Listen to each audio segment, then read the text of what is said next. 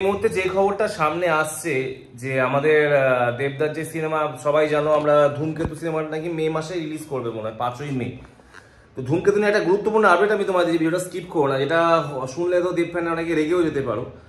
তো ভীষণ একটা খারাপ জিনিস হতে চলেছে। তার আগে আমি একটা কথা বলি, তোমাদের বলে রাখছি যে কিছু মানুষকে বলছি, কিছু জিদ্দার ফ্যানরা আছে ফ্যান ক্লাব থেকে ধরো খুব বাজে বাজে ট্রল করছে, যেগুলো বলছি এগুলো করা বন্ধ করো। কেন করো এগুলো? দেব ফ্যান ক্লাবকেও বলবো তোমরা জিতকে নিয়ে ট্রল করো না, কারণ জিদ্দার একটা সিনেমা বেরিয়েছে অলরেডি ভালোভাবে, মানে একটা ওয়েব সিরিজ বেরিয়েছে, ওটা ভালোই রান করছে। তো ব্যাপারটা হচ্ছে এবার যেটা আমি বলছি, ধূমকেতুতে দেবদার ভয়েস থাকছে না, ডাবিং করানো হচ্ছে অন্য কাউকে দিয়ে। এই প্রথমবার কোনো দেবদার সিনেমাতে দেবদার ভয়েস থাকছে না, তোমরা সার্চ করে দেখে নিতে পারো।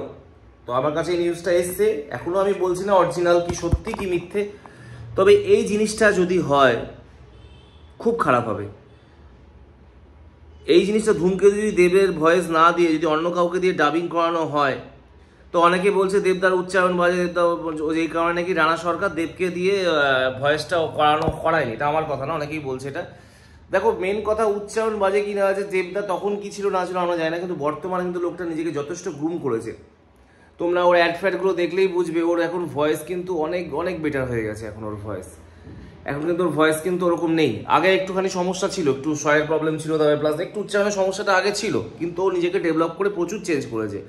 তারপরেও যদি ওকে দিয়ে ডাবিং করানো না হয়, তো আমার এখানে মনে হচ্ছে এর পিছনে কোনো রানা সরকার তো আছে, রাজ চক্রবর্তীর হয়তো কোনো, বা যাই হোক কোনো একটা ব্যাপার হয়তো আছে। ওনারা হয়তো চায় না যে দেবের ভয়েস ওখানে ভয়েস ওভার দেওয়া হোক।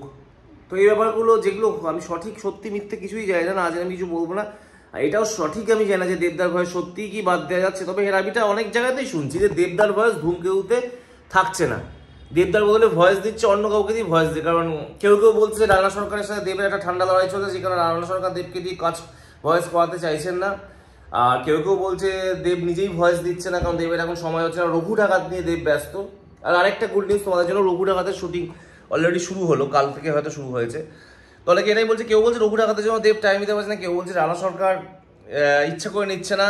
তো তোমরা তোমাদের মতামত আমাকে নিচে কমেন্টস করে জানা অ্যাকচুয়ালি কী কারণ। তো ব্যাপারটা হচ্ছে যারা ইয়ে করছে, মানে কি বলে দেবের এই ব্যাপারটা নিয়ে যারা খুব ট্রল করছে, তাদের একটা কথাই বলবো, ভাই ধূমকেতু যদি চলে না দেবের মুখ দেখেই চলবে, শুভশ্রীর মুখ দেখে কিন্তু ধূমকেতু চলবে না। আর যে দেবের সিনেমা খাদান কমার্শিয়াল সিনেমা ইন্ডাস্ট্রিতে 25 কোটি টাকার বিজনেস করেছে, রেকর্ড সেটা কোনো বাংলার হিরো করতে পারবে না। একটা কমার্শিয়াল মুভি করে 25 কোটি টাকার বিজনেস তুলতে লোকটা বানিয়ে দেখিয়েছে। তাই আমি একটা কথাই বলবো, লোকটাকে তো স্যালুট জানানো উচিত। আর যারা এই কথাটা বলছো দেবের ভয়েস নিচ্ছে না, তারা বলবে একটু যাচাই করে দেখে নাও সত্যি মিথ্যা আমি জানি না, আমি খুঁজে পেলে তোমাকে অবশ্যই ভিডিও বানাবো।